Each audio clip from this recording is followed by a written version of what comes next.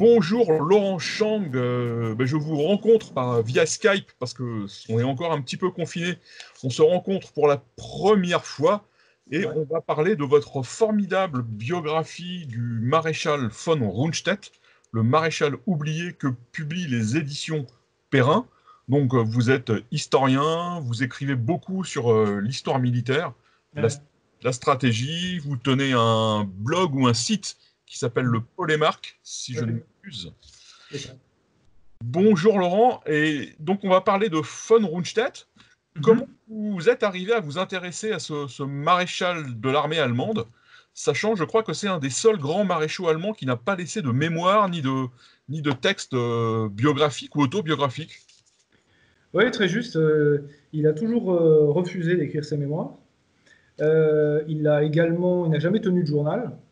Les seules notes manuscrites que j'ai trouvées de lui aux archives militaires allemandes, ce sont de tout petits carnets dans lesquels il consignait jour après jour, ma foi, l'achat d'un carnet de thym, l'achat d'un paquet de cigarettes, euh, le fait qu'il devait pas oublier d'aller chercher sa femme, ou des choses tout à fait mineures, quoi, ou alors un mot croisé qui lui échappait, parce que peut-être qu'on en parlera, mais ce n'était pas un intellectuel. En tous les cas, il n'avait pas d'aspiration intellectuelle particulière.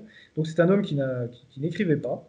Sa correspondance avec son épouse, ce sont des petits cartons dans lesquels il écrivait, là quasiment tous les jours, mais on pourrait presque dire des haïkus, la poésie en moins, c'était une phrase par jour, ce qui est déjà bien remarqué. Mais donc il a refusé aussi effectivement d'écrire ses mémoires pour des raisons qu'on pourra peut-être évoquer. Euh, et sa modestie était telle d'ailleurs que quand Blumentritt, son ami chef d'état-major, a proposé d'écrire ce qui est la première biographie qu'on connaisse de Rundstedt, il a d'abord refusé, considérant que lui-même ne voyait aucun intérêt à raconter sa vie, et il ne voyait surtout pas l'intérêt qu'aurait le public à découvrir la vie d'un vaincu. L'histoire d'un vaincu, ça lui paraissait vraiment sans aucun intérêt. Donc, je suis sûr qu'il était tout à fait sincère d'ailleurs, parce que tout dans sa vie montre un homme qui était très modeste, qui avait un grand sens de l'autodérision, un humour très noir, mais plus tourné contre lui-même ou contre ceux qui lui étaient supérieurs, finalement, que contre ses subordonnés.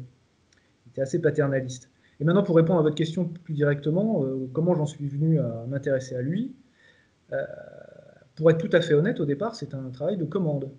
À savoir que les éditions Perrin, via Yanis Kadari, m'a proposé d'écrire une biographie d'un chef de guerre pour la collection. Ça devait être initialement dans la collection Les Maîtres de guerre, Ouais, ouais. hein, c'est ça. Il y avait une liste de noms, et c'est celui qui m'a tout de suite sauté aux yeux parce que je le trouvais beaucoup plus intéressant que les autres généraux qu'on me proposait.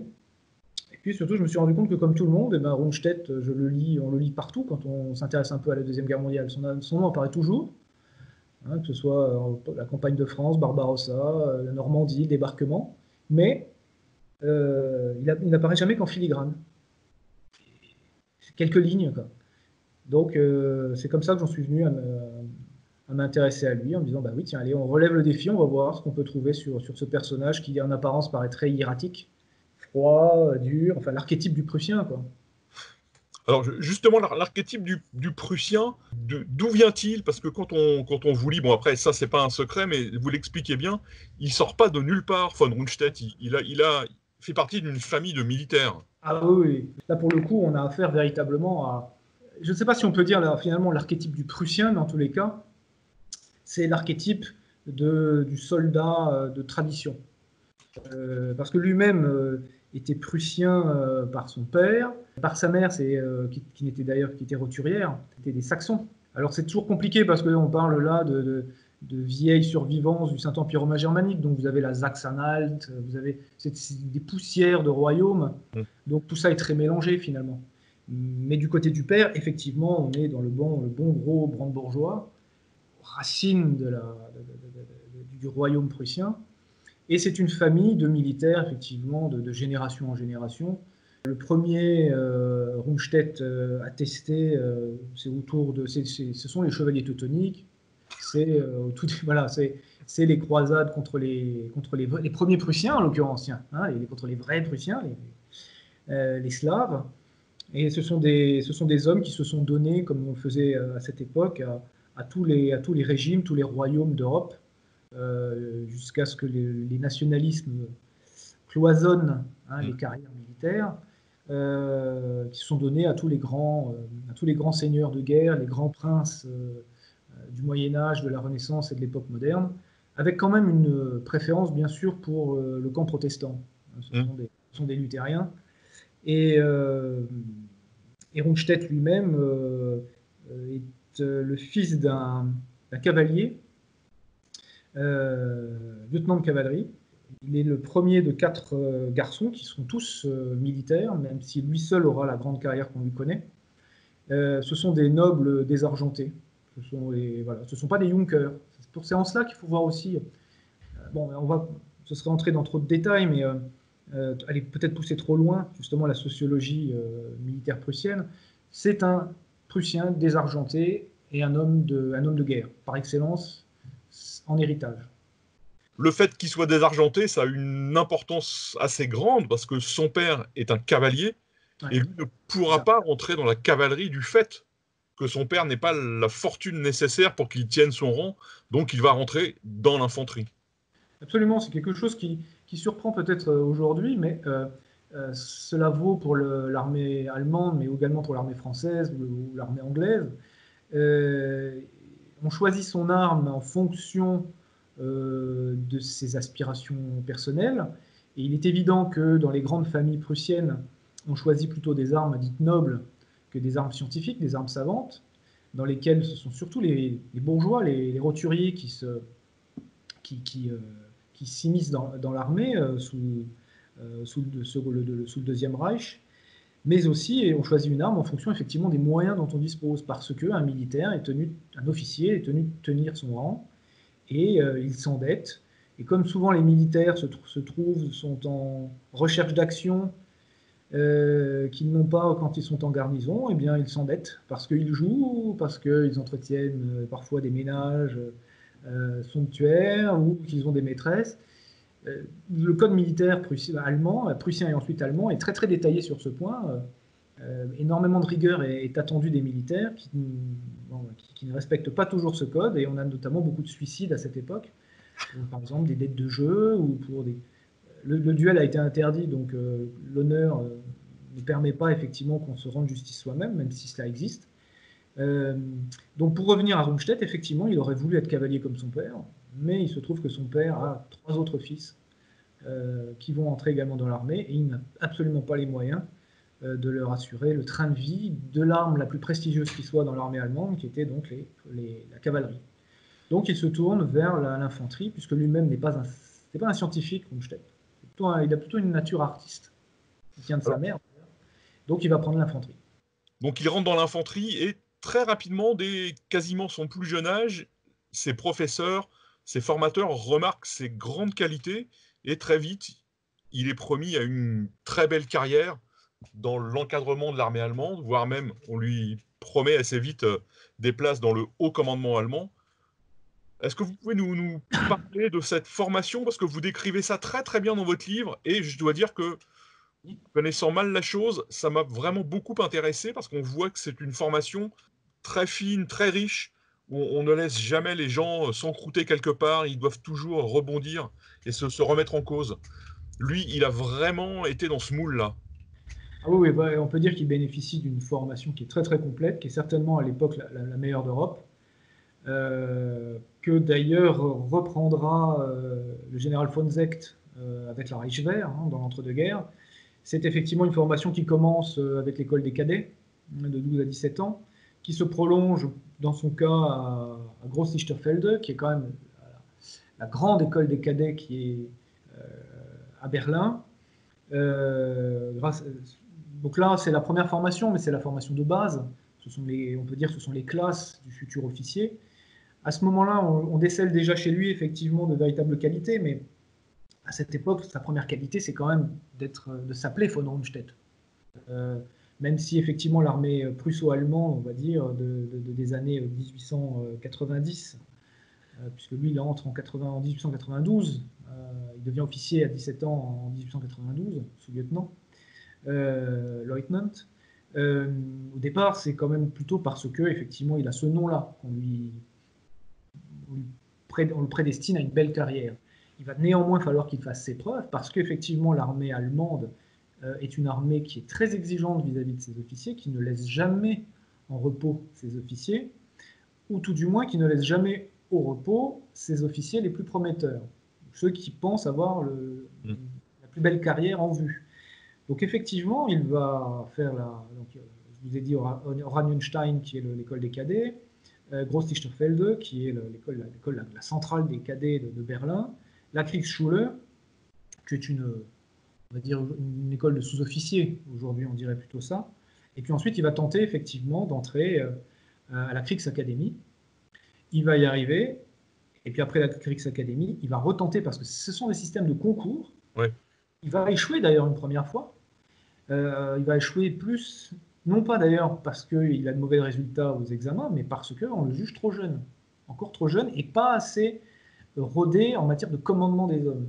Parce qu'effectivement, on fait de la garnison, on alterne dans l'armée allemande entre les postes de garnison et les postes en état-major, sachant qu'il y a des états-majors dans toutes les régions militaires. Et avec l'Alsace et la Lorraine annexées, on en arrive à 16 armées-corps. Donc il navigue comme cela et il va finir par aboutir d'abord à la Kriegsakademie et ensuite au grand état-major général, qui est le Saint des Saints, le Großgeneralstab. Et pendant cette époque de sa vie, des années 1895 à 1905, pour résumer, qui est la grande époque d'ailleurs de l'introduction et la mise en place du futur plan Schlieffen, donc il y participe. À son niveau, eh bien, il va suivre la formation qui consiste en un mélange très très poussé de théorie et de pratique, où on va lui faire travailler les langues étrangères, où on va lui faire travailler la topographie, on fait des Kriegspiele, on fait d'énormes études de terrain, on voyage beaucoup, on étudie les cas, les grandes époques antérieures, les grands faits d'armes antérieurs, sans trop s'arrêter dessus, contrairement à ce qu'on pourrait croire. Et il va en ressortir effectivement avec ces fameuses 2 bandes rouges et les pattes de colle qui font l'officier breveté d'état-major. Alors là aussi, dans votre livre, on découvre un Rundstedt, donc on le considère comme l'archétype du Prussien, mais à chaque fois qu'il passe dans un commandement ou dans une garnison, il est très apprécié pour son caractère. Oui. C'est simplement quelqu'un de très sympathique, gentil, je sais pas, mais en tout cas, de très sympathique, qui s'attire très très vite la sympathie des gens, et c'est un être agréable. Les gens l'aiment beaucoup, visiblement. Oui, c'est vrai il laisse derrière lui, quand on lise les rapports de ses supérieurs hiérarchiques ou les témoignages qu'on a, c'est un homme effectivement qui est très courtois, très affable, qui n'élève jamais la voix, dont les paroles sont précises, qui ne se perd pas en vains détails, qui n'est pas le genre à compter le nombre de boutons justement sur les guettes. Pas de guêtre, hein, les soldats allemands, mais voilà, c'est pas la caricature effectivement que la littérature antimilitariste donne, mais de l'officier prussien. Après, il faut bien se dire que généralement, on confond, en France en particulier, parce qu'on résume tout au casque à pointe, on confond souvent l'officier supérieur avec le sous-officier. On s'imagine que parce que, je ne me souviens plus de son nom, que parce que l'adjudant ou le sergent à l'Ouest Rien de Nouveau gueulait sur ses hommes, était sadique, faisait tout pour leur pourrir la vie, ce sont les préoccupations d'un officier. Pas du tout.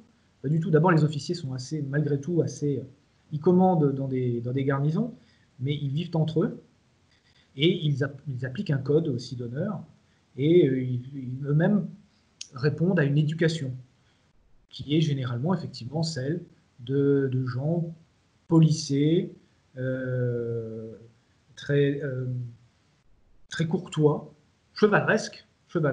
Ça ne veut pas dire qu'il n'y a pas aussi comme dans toute société plus ou moins fermée, des exceptions. Mais Rundstedt, comme d'autres, effectivement, est un homme qui n'est pas, c'est pas c'est pas c'est pas un homme à schlag. Voilà. Alors, on va avancer dans sa vie. Donc, il est en formation, arrive la guerre de 14, donc il n'est pas assez gradé pour avoir un grand commandement pendant la guerre de 14, mais il va faire la guerre à l'Est, en Pologne. Donc, il n'est pas en première ligne, mais il va se révéler comme un super administrateur, une sorte de gestionnaire de territoire hors pair. Même quand on lit votre livre, on a l'impression que cette période est sa meilleure période militaire. Il n'a jamais été aussi bon que dans la gestion et dans l'organisation d'un grand territoire comme la Pologne, occupé par les Allemands pendant la guerre et juste après la guerre. C'est bien possible. Il a quand même un fait d'armes à son actif pendant la Première Guerre mondiale. C'est dans la nuit du 5 au 6 septembre 1914. C'est à lui qu'on remet le commandement du 4e corps d'armée qui retraite face à la contre-offensive française, donc bataille de la Marne, hein, puisque lui-même est inclus dans la première armée von Kluck. Et c'est là qu'il va se faire véritablement remarquer pour la première fois du haut commandement, parce qu'il va, alors qu'il est, si ma mémoire est bonne, il n'est même pas colonel, il doit être commandant, et il va tenir pendant une journée complète poste de général, dans une situation très difficile, et organiser le retrait en bon ordre de tout le 4e corps d'armée. Donc ça, c'est son fait d'armes personnel. Ensuite, effectivement, parce qu'il a des problèmes de santé, il est versé à l'Est. Et là, il va naviguer effectivement de postes de gestionnaire, si j'ose dire, à des postes là aussi de commandement en première ligne. Mais il va se révéler là aussi effectivement, ce qui est tout à fait normal parce qu'il a une formation qui le lui permet, donc je vous ai évoqué il y a quelques minutes, et en même temps une formation qui à l'origine n'est quand même pas tout à fait la sienne, puisque l'intendance est une spécialisation, déjà à cette époque, dans le cadre de l'armée allemande. Mais il se trouve je ne sais pas s'il s'y plaît, mais en tous les cas, il s'y révèle réellement, et il y montre justement un souci du bien-être des soldats qui lui font honneur. Donc, il va découvrir aussi ce qu'est le front de l'Est. Là, il découvre le front de l'Est, mais non seulement la Pologne, donc la géographie, les paysages, la mentalité polonaise, je ne sais pas si on peut aller jusque-là, mais en tout cas, il va faire connaissance avec ce pays, connaissance qui va lui être très utile en 1939. Oui. Bon, la guerre se passe, il finit quel grade en 1918, 1919? Donc, il est encore lieutenant-colonel. Il faut que je revérifie dans mon propre livre, mais il me semble qu'effectivement, il n'est même pas encore colonel. Parce que la progression est lente, en fait. Hein. Elle est relativement lente, mais parce qu'il faut bien se dire que dans l'armée prussienne et dans l'armée allemande ensuite, on ne monte pas en grade par les exploits qu'on peut accomplir, on monte à l'ancienneté.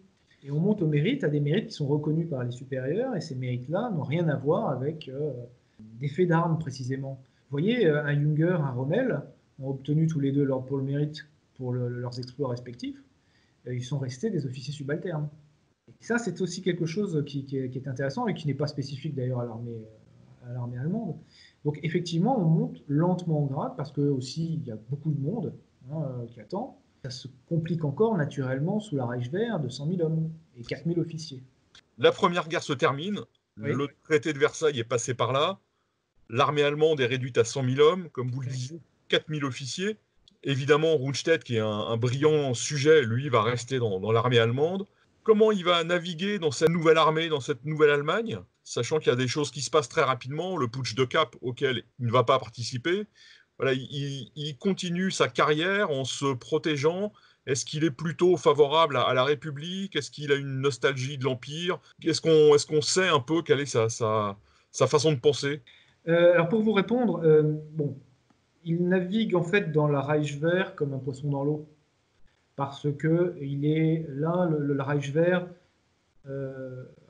effectue dès 1920 un énorme écrémage sous la houlette, donc je disais, du général von Seeckt, et que en particulier von Seeckt insiste sur le recrutement le maintien voilà, à leur poste d'officier d'état-major, avec une préférence pour la noblesse, ce qui n'était plus tout à fait le cas sous Guillaume II, avec là aussi un retour, parce qu'aussi les conditions sont très dures pour la Reichswehr, une grande insistance sur la formation interne. Et on connaît tous, quand on s'intéresse à ces sujets-là, ce qu'avait dit c'est Ponsect lui-même, qui disait qu'un sergent doit être capable de tenir le poste d'un capitaine. Ça veut dire, et ça lui était permis par le fait que justement, il avait une toute petite finalement police, parce que le traité de Versailles laisse 100 000 hommes aux Allemands, mais pour faire la police intérieure, pas pour préparer bien évidemment une guerre à l'extérieur.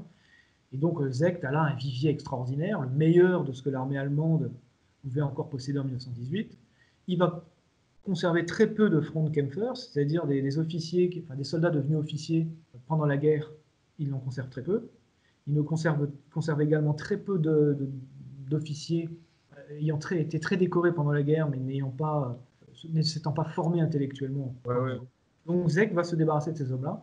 Et Rundstedt correspond exactement au profil souhaité par Seeckt. Il va continuer pendant 15 ans à aller de régiment en régiment, devenir progressivement, assez plus rapidement finalement là, puisqu'il finit quand même général de division quand Hitler arrive au pouvoir.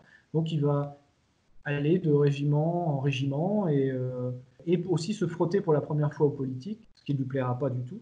Et pour répondre à la deuxième partie de votre question, bien, ma foi, il est très loyal vis-à-vis de la République, mais il ne l'aime pas. Il est exactement comme Seeckt a demandé ce qu'il soit, c'est-à-dire que les militaires ne se mêlent pas de politique, les militaires sont au-delà du politique. Les militaires ne sont pas tellement au service du politique, mais en tous les cas, les militaires sont d'abord au service des militaires. Donc ils ne participent, les militaires, ok, pour réprimer les rouges jusqu'à un certain point. On ne tire surtout pas sur des révolutionnaires de droite. Et en même temps, on se débarrasse des anciens corps francs, parce que ce sont des soudards, parce que ce sont des hommes d'action, ce sont des hommes qu'on n'arrive pas, à discipliner. Pour répondre très simplement, finalement, la dernière photo qu'on ait de Rundstedt, de son vivant, il est avec Blumentritt en train de sourire dans son appartement à Kassel. Et derrière eux, on voit très distinctement un portrait de Guillaume II.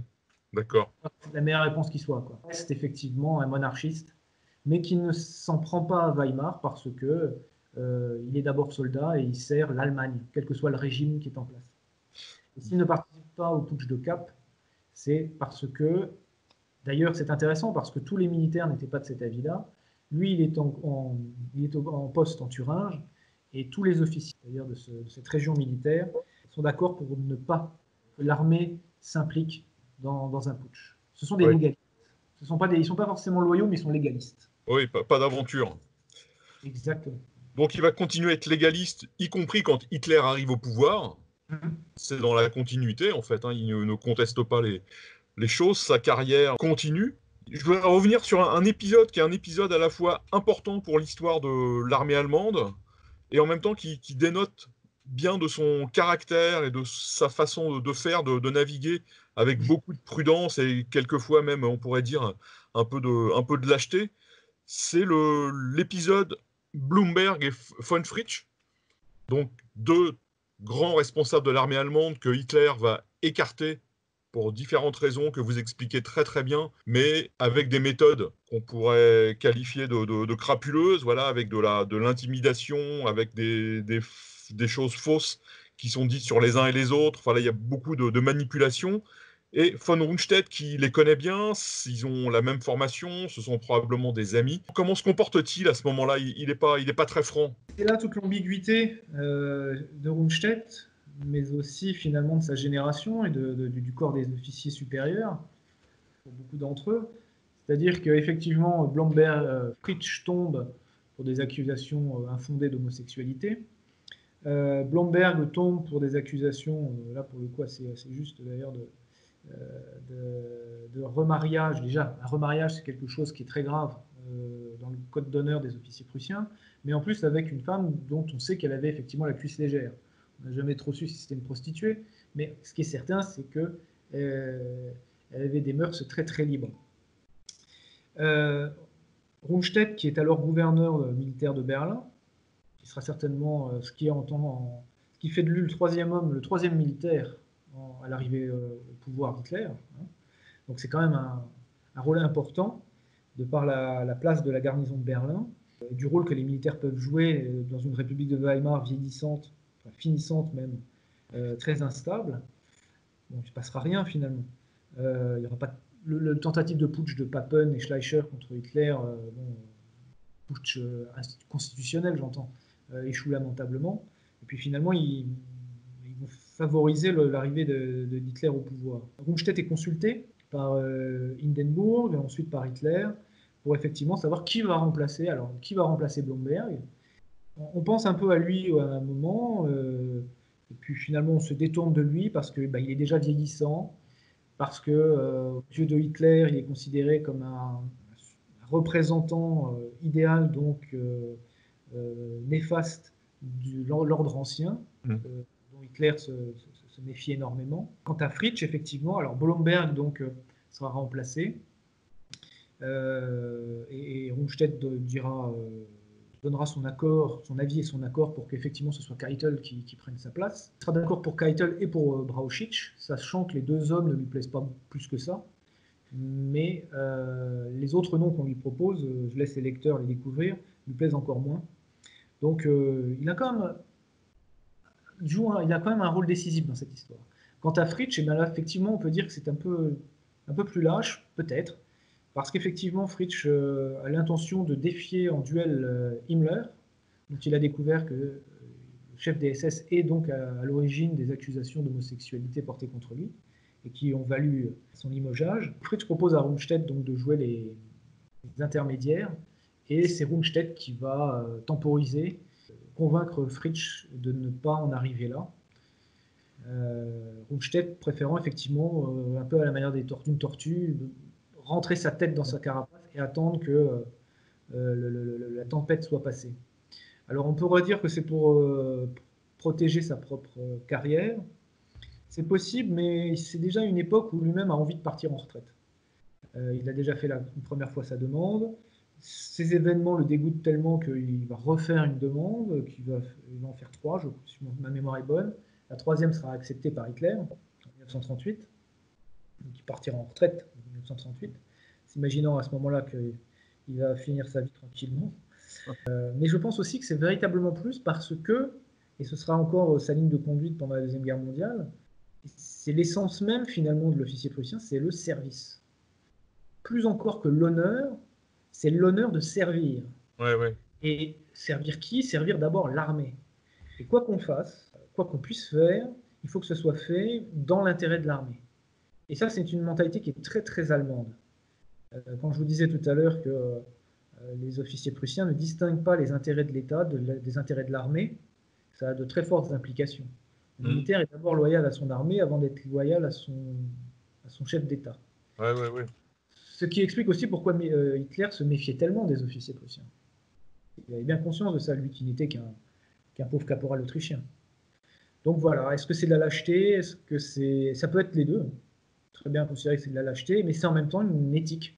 Une éthique dévoyée, mais une éthique quand même.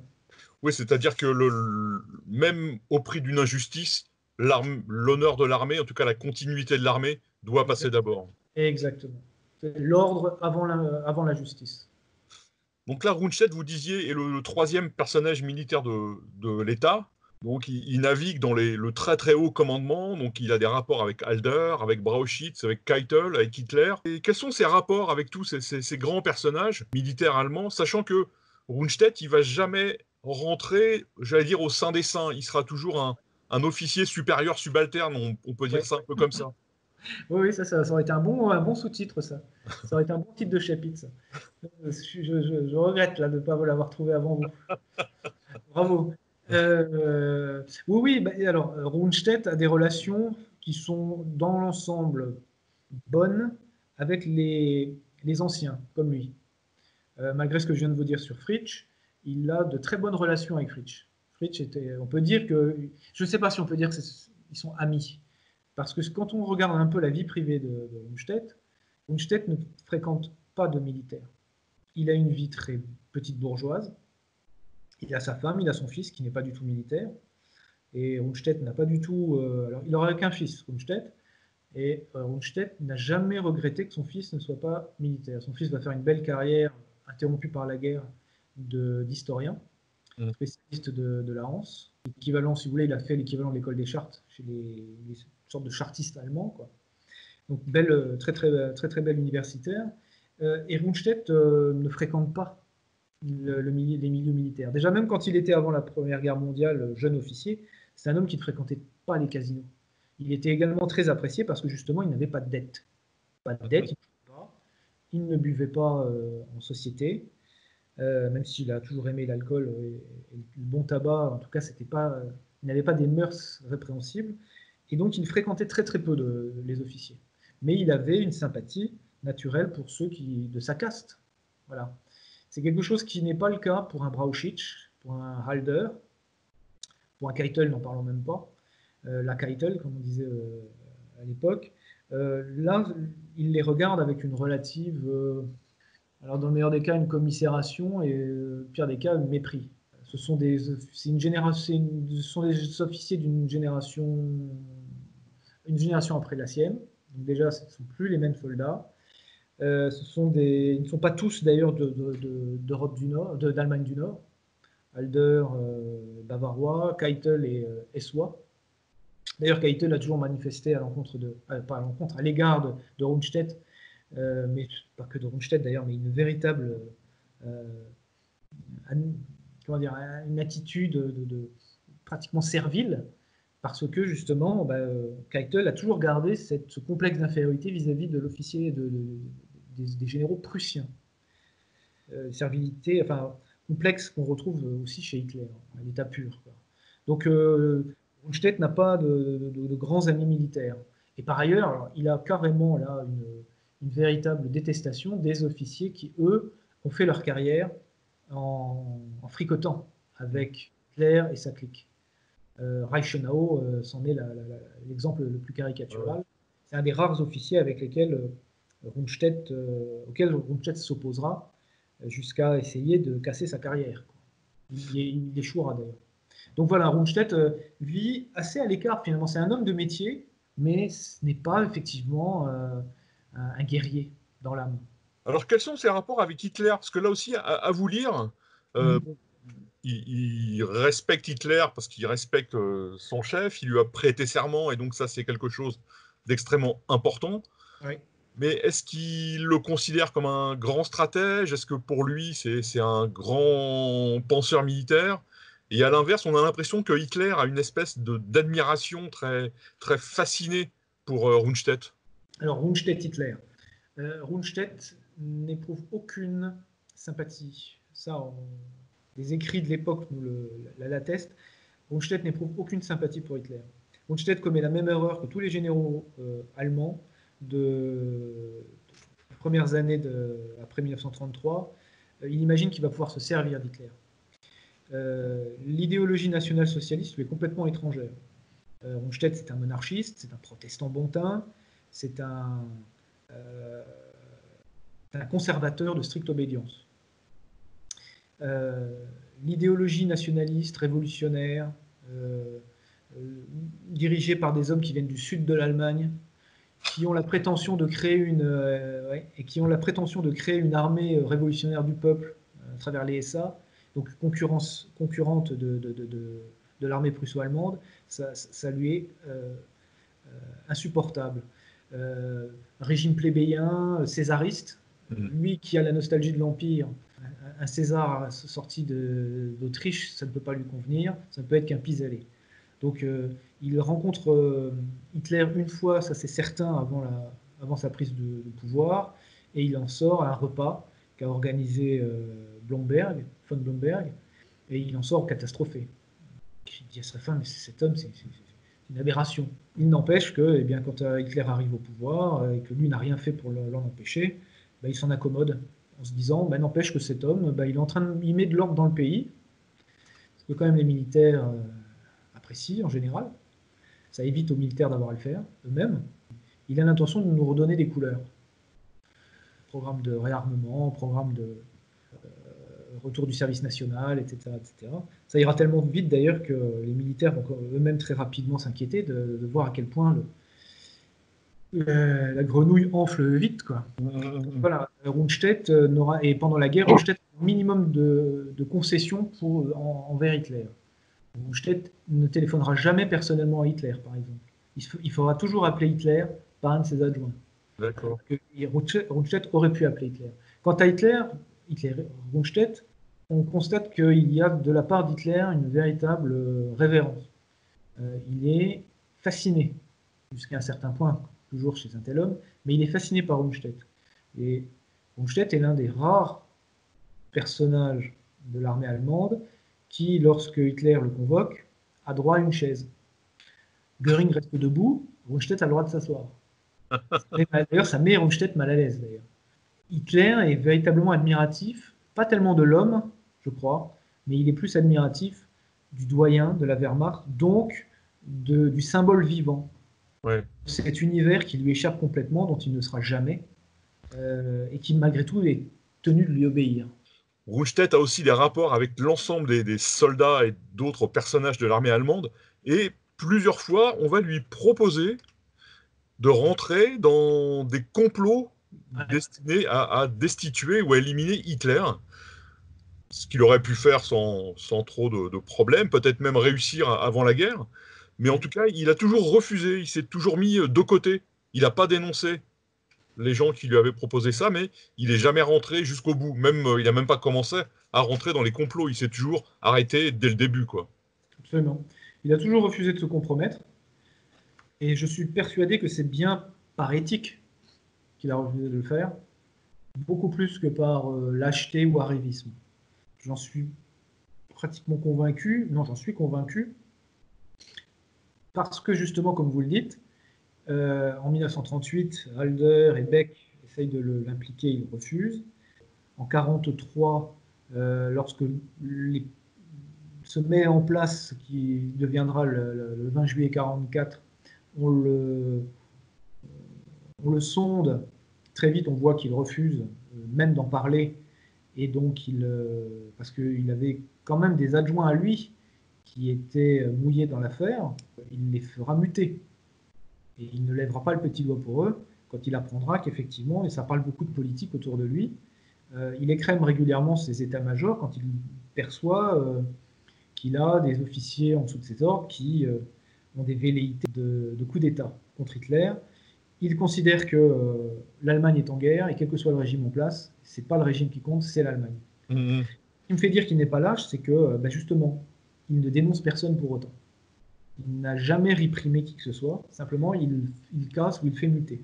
Tout le problème vient effectivement de la compréhension comprendre le problème, c'est qu'il faut avoir la compréhension qu'on a de l'éthique prussienne et de l'éthique du service de l'officier. Rundstedt le personnalise à tel point qu'effectivement, il se refuse parce que le service impose le légalisme, il se refuse à participer au moindre coup d'État. Alors, faut quand même évidemment parler du Rundstedt, chef de guerre, entre guillemets.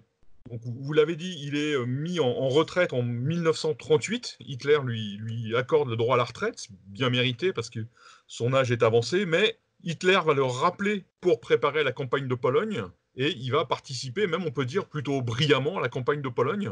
Quel est son rôle? Parce qu'il commande une armée qui est, je crois, à l'Est. Quel est son rôle et quelle est son importance dans le dispositif qui va envahir la Pologne? Il a vraiment un rôle déterminant parce que non seulement il va commander le groupe d'armées sud qui fonce sur Cracovie, Varsovie et Lodz. Lodz, Varsovie, et donc là, qui va vers la frontière avec l'Ukraine, mais en plus il est concepteur du plan. C'est à lui qu'on confie la mission d'élaborer le plan d'invasion. Tâche dont il va s'acquitter effectivement brillamment, avec ses deux adjoints, il faut quand même aussi le dire, qui sont Blumentritt, Gunther Blumentritt et Erich von Manstein. Donc d'abord il conçoit le plan d'invasion de la Pologne, et ensuite il le réalise. C'est une campagne qui dure 18 jours, qu'on considère aujourd'hui un peu comme une promenade de santé, totalement à tort. Je reviens dessus assez longuement dans le livre. Ouais. C'est une campagne qui va montrer d'ores et déjà très rapidement les défauts de la cuirasse allemande, et qui va servir finalement grâce à grâce à la drôle de guerre, qui va permettre aux Allemands de voir déjà où pêche leur belle Wehrmacht, leur belle mécanique. Tout en sachant qu'il est déjà trop tard pour ce qui est de l'aspect stratégique, mais on reviendra peut-être dessus. Mais au niveau tactique et opérationnel, même si ce terme n'était pas utilisé par les Allemands, le plan conçu par Rundstedt permet de voir justement quelles sont les faiblesses de l'armée allemande face à une armée qui est quand même relativement limitée, à savoir l'armée polonaise, et en sachant que le sort des armes n'aurait certainement pas été le même si les soviétiques n'étaient pas intervenus. Donc voilà, c'est effectivement la plus belle campagne, si j'ose dire, de Rundstedt, c'est la Pologne. Donc, après la Pologne arrive évidemment mai 40, Oui. l'invasion de la France. Oui. Là, quand on lit votre livre, on a l'impression qu'il doute, parce que le plan d'invasion est arrêté, en tout cas est quasiment arrêté dès le mois de décembre. Il est repoussé jusqu'au mois de mai. Mais on a l'impression que Rundstedt est très réticent. Oui, mais là c'est pareil, il est encore une fois avec, Blumentritt et Manstein. Il voit d'abord le premier plan. On ne va pas rentrer dans les détails parce qu'effectivement, dans le livre, je m'escrime vraiment à faire la part des choses. Mais le plan initial ne lui plaît pas, qui lui paraît être une simple ressucée du plan Schlieffen. Il va y avoir tout un tas d'adaptations, de modifications. Hitler aura aussi une grande part dans l'évolution du plan jusqu'à ce que ça on aboutisse à ce fameux plan à travers l'offensive à travers les Ardennes. Rundstedt insiste beaucoup, mais je crois qu'il est beaucoup aussi lui-même poussé en avant par Manstein. Rundstedt insiste beaucoup pour obtenir le plus beau rôle à travers le commandement du groupe d'armée A, qui sera celui qui va opérer ce fameux coup de faux, Sichelschnitt, à travers la France. Mais il n'empêche qu'effectivement, à mesure que les mois passent et que l'offensive s'annonce, on voit bien qu'effectivement, il a de plus en plus de doutes. Il vieillit de toute façon lui-même. Il voit bien que cette guerre, qui est une guerre qui va être motorisée, ne lui correspond plus tout à fait. Il a déjà montré pendant du temps de la Reichswehr une certaine incompréhension du rôle des tanks. Il s'est un peu opposé au début à Guderian et à ses projets. Il a fini par reconnaître qu'il avait raison. Il a su s'adapter quand il s'agissait de la Pologne. Là, c'est un autre morceau à avaler quand même que la France. Peut-être se pose la question de savoir s'il est vraiment l'homme de la situation. À tel point qu'effectivement, juste avant l'offensive du 10 mai, il y a deux doigts, je ne dirais pas de craquer, de démissionner, mais de faire effectivement une dépression, sachant qu'on ne l'a pas dit, mais c'était un homme qui était sujet à la dépression. Oui, ça joue, et donc l'offensive débute. Ouais. Son commandement, c'est aussi celui qui doit s'occuper, qui doit gérer le passage des Ardennes. Ouais. Donc, ce petit couloir qui va être très très vite embouteillé par les matériaux, les chars, les camions, les voitures et tout ce qu'il faut pour faire la guerre. On l'a mis là, je pense, parce que c'est un homme de l'intendance, on l'a dit tout à l'heure, qui sait faire ça. Mais très vite, les choses vont quasiment aller trop vite pour lui. On a l'impression qu'il est face à un rouleau compresseur et qu'il ne sait pas comment le maîtriser, mais que ça va trop vite pour lui en tout cas. C'est vrai parce qu'on a souvent dit, et à juste titre, que si l'aviation française s'était jetée sur les colonnes blindées dans les Ardennes, l'offensive était hachée menu.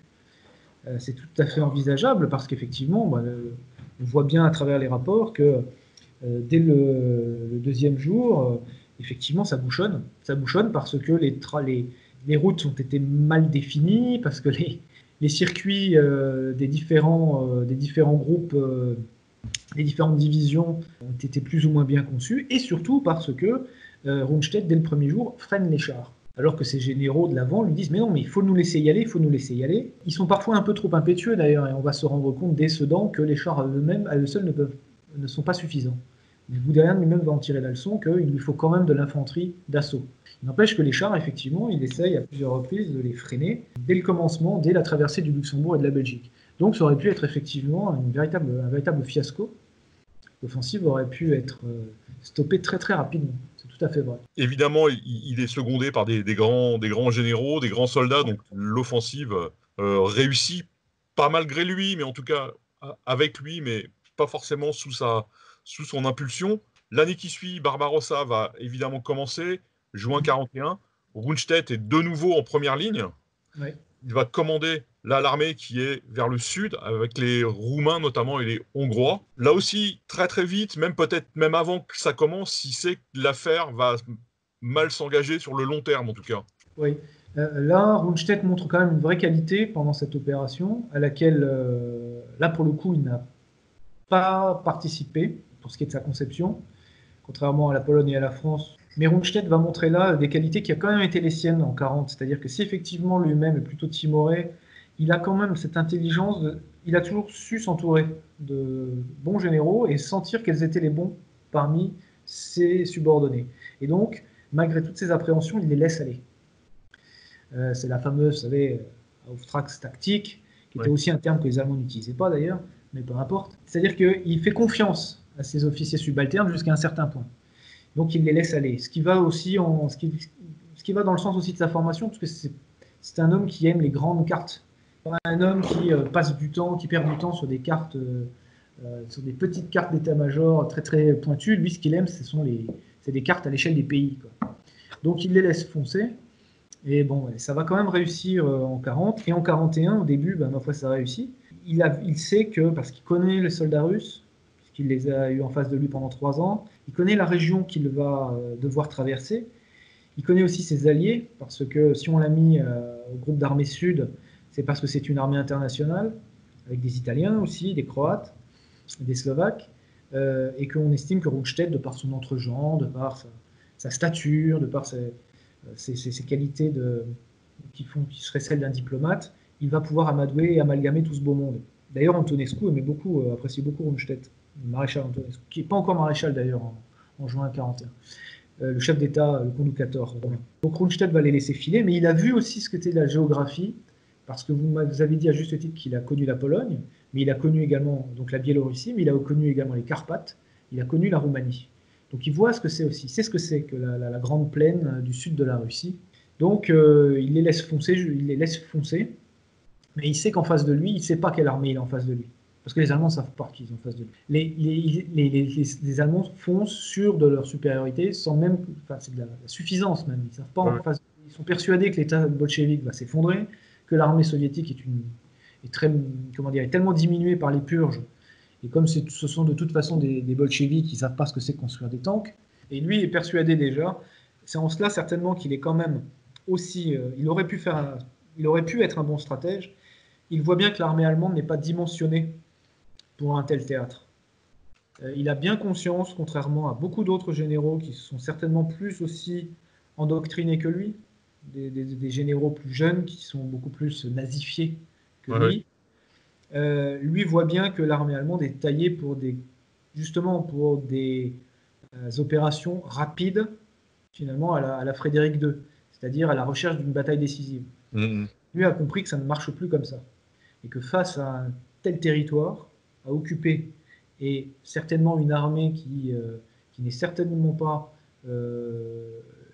une armée en déroute avant même que les Allemands attaquent, ça ne va pas se passer tout seul. Et dès le mois d'août, les faits lui donnent raison. Oui, c'est-à-dire que c'est même un coup dur pour lui, parce que de plus en plus, physiquement, il va avoir des problèmes. On ne peut pas dire qu'il dépérit, mais en tout cas, il va de plus en plus mal, physiquement, mais aussi moralement, à tel point qu'au bout d'un moment, Hitler va décider de le retirer du front. Il a quand même un arrêt cardiaque à l'automne. Mais cet arrêt cardiaque va donner le prétexte à Hitler pour le limoger. Parce qu'en réalité, la raison pour laquelle Rundstedt est limogé, c'est que, et ça c'est un fait historique, dans le sens où Rundstedt, en prenant cette décision, change l'histoire, c'est qu'arrivé à la fin du mois de novembre, le groupe d'armées sud, qui est celui qui est allé le plus loin et qui a engrangé le plus de victoires, les armées allemandes sont arrivées à Rostov, sur le Don. Hitler, à cette date-là, fin novembre, espérait qu'ils soient à Stalingrad. Bon, ils sont à Rostov. Et Rundstedt les fait reculer pour la première fois de l'histoire de la Wehrmacht de 70 km, parce que Kleist, il ne lui reste plus qu'une cinquantaine de chars. Tout est pour tout.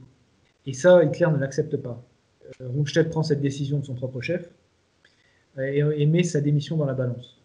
Et Hitler lui accorde sa démission en la transformant en une décision prise d'abord pour veiller sur sa propre santé. Il n'empêche qu'effectivement, Rundstedt est le premier général allemand depuis l'entrée dans la Deuxième Guerre mondiale à stopper ses troupes et à les faire reculer, et à passer sur la défensive. Parce que Rundstedt dit maintenant il faut qu'on attende l'hiver. Oui, c'est plutôt une décision sage en plus dans le Mais contexte. là, oui, là, vraiment, on peut dire que c'est une très très bonne décision. Là, pour le coup, Rundstedt avait compris l'impasse dans laquelle les Allemands étaient. Donc, mais Hitler ne peut pas se passer d'un homme de sa stature, il va donc le rappeler donc de sa retraite un peu forcée. Il le met en France, où il a un poste plutôt honorifique, mais qui est un poste important de chef de l'armée allemande en France. Et il va y rester jusqu'à après le débarquement, où là, il doit commander l'armée allemande qui fait face aux Alliés. Évidemment, il ne peut rien faire, mais quel général, quel maréchal allemand aurait pu faire quelque chose face au débarquement? Exact. Là, Hitler le limoge encore une fois. Oui.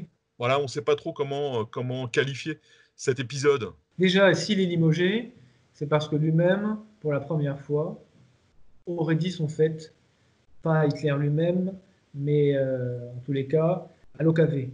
Le 29 juin, Keitel l'aurait appelé en lui disant mais qu'est-ce qu'il faut faire? Rundstedt leur aurait répondu au téléphone mais faites la paix, bande d'idiots. Parce que, évidemment, si ces propos sont véridiques, finalement pour toutes les mêmes raisons que celles qu'on a abordées, Hitler considère que Rundstedt n'est pas taillé pour la guerre qui se mène désormais à l'Ouest. Donc c'est triste pour.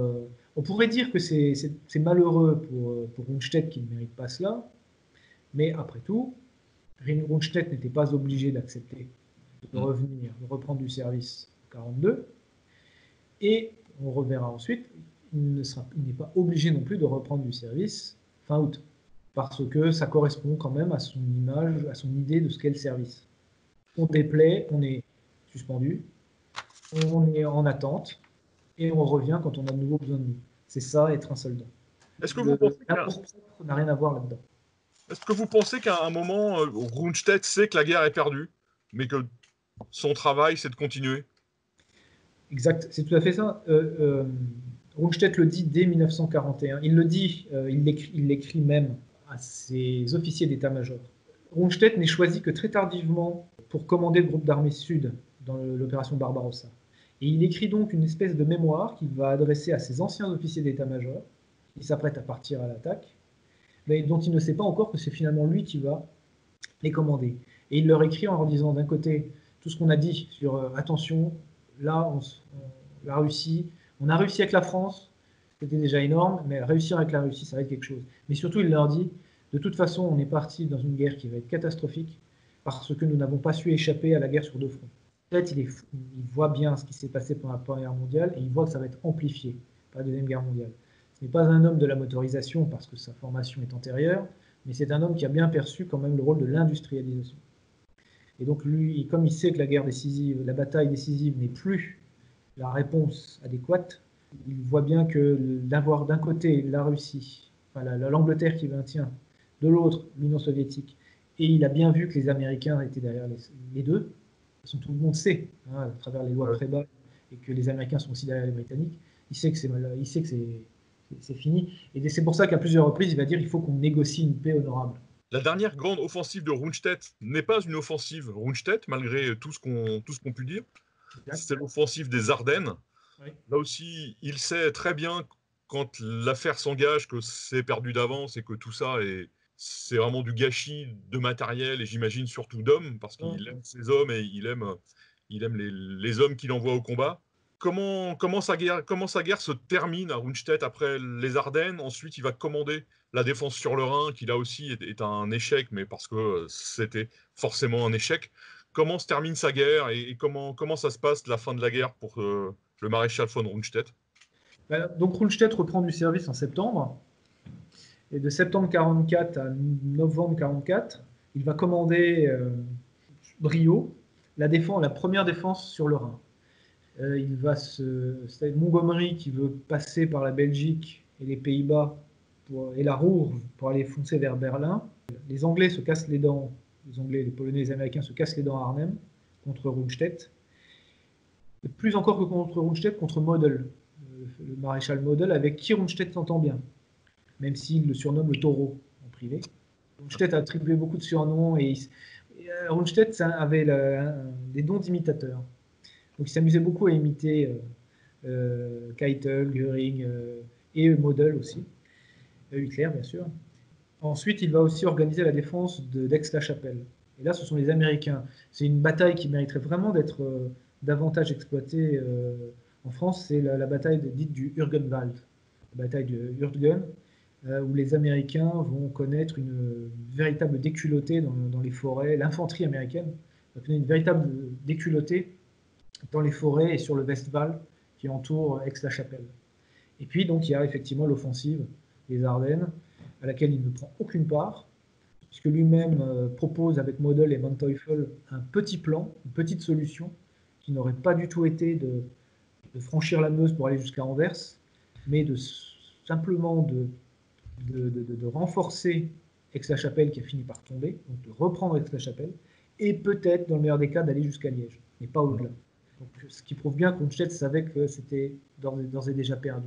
À ce moment-là, Rundstedt propose déjà d'ailleurs qu'on liquide les Pays-Bas pour renforcer le Westwall. Donc il ne prend pas du tout part à cette offensive. Jusqu'à la fin de ses jours, il pestera contre ceux qui lui parleront de la bataille des Ardennes en croyant que c'est lui qui est effectivement à l'origine de ce plan.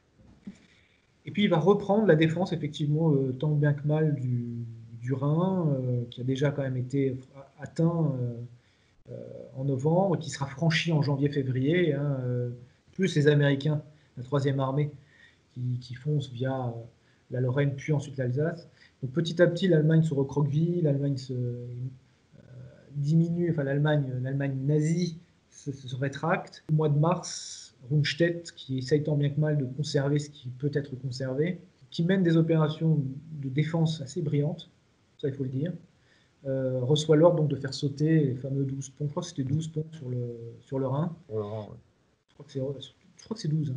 Ils sautent tous sauf un, le pont de Remagen. Il est pour rien, mais il se trouve que là, Hitler en profite donc pour le limoger une dernière fois. Et c'est là que s'arrête sa guerre, 1945, 3e et dernier limogeage. Et là, il part définitivement en retraite. Pas pour très longtemps, parce qu'il va être capturé, je crois, par les Américains, qui vont le remettre aux Anglais. Et là, les Anglais vont l'emmener en Angleterre en captivité. Oui, bien sûr, oui. Il sera même plutôt bien traité, d'ailleurs, comme les Anglais l'ont fait beaucoup. Et là, ce qui est très, très intéressant, c'est que va commencer à se construire une légende Rundstedt, ou en tout cas une sorte d'histoire dorée de Rundstedt. Et ça commence par des historiens anglais, des historiens militaires anglais. Ça, c'est quelque chose d'assez fascinant, je trouve, dans votre livre. Vous insistez pas là-dessus, mais je trouve que c'est quelque chose de vraiment important et qui montre aussi que les Allemands ont su, j'allais dire, rebondir après la guerre et réécrire un peu l'histoire à leur sauce. Dans le cas de Rundstedt, mais Rundstedt n'est pas le seul. Non, il n'est pas le seul. Il y a Halder, il y a beaucoup. Il n'est pas du tout le seul à avoir bénéficié de cette mansuétude des Anglais. Mais Rundstedt va en profiter effectivement à titre personnel. La propagande, aussi bien la propagande allemande que la propagande alliée, durant la Seconde Guerre mondiale, avait déjà largement contribué à figer son image chevaleresque. En 1945, quand il est fait prisonnier, il est le militaire allemand le plus âgé. Et il est déjà très affaibli physiquement. Et quand il est envoyé en camp de prisonnier, il va y rester pendant 3 ans avec son fils. On peut dire que aussi bien sa santé physique que sa santé mentale vont décliner.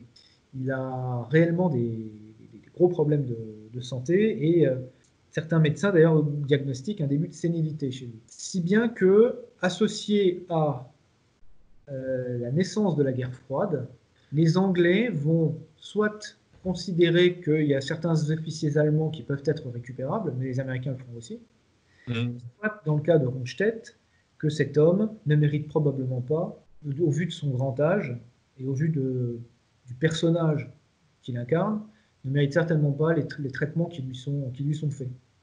Donc effectivement, il va échapper de cette manière-là, avec l'aide notamment de Guy Delart, de l'autre côté de la colline, et les généraux allemands parlent. Un véritable comité de défense pour notamment permettre à Rundstedt d'abord d'être libéré, d'échapper au tribunal de Nuremberg. Ça va devenir une affaire diplomatique très importante, parce que les Américains, eux, voudraient bien que les Anglais livrent Rundstedt aux Soviétiques, sachant qu'il y a 5 pays en 1947 qui réclament la tête de Rundstedt. Les Anglais vont tenir bon. Il se trouve que Rundstedt est dans leur zone d'occupation. Il est à Kassel, qui est quand même sa ville de cœur, même si c'est un Prussien. Il va finir sa vie à Kassel. En échappant au tribunal de Nuremberg, il ne sera que témoin, tenu d'y rester parce que si jamais il met un pied dans la zone américaine proche ou la zone française, mais là, il n'y a pas trop de raisons qu'il descende aussi bas, il avait toutes les chances d'être arrêté et transféré, comme d'autres soldats, en URSS. Dans le cas de Rundstedt, c'est vraiment son âge qui joue. Et le fait qu'effectivement, parmi les généraux allemands, il fait partie de ceux qui ont moins de sang sur les mains, même si il y a certaines décisions qu'il a prises quand même en France et aux Pays-Bas qui lui ont valu d'être qu'on demande effectivement à ce qu'il soit jugé.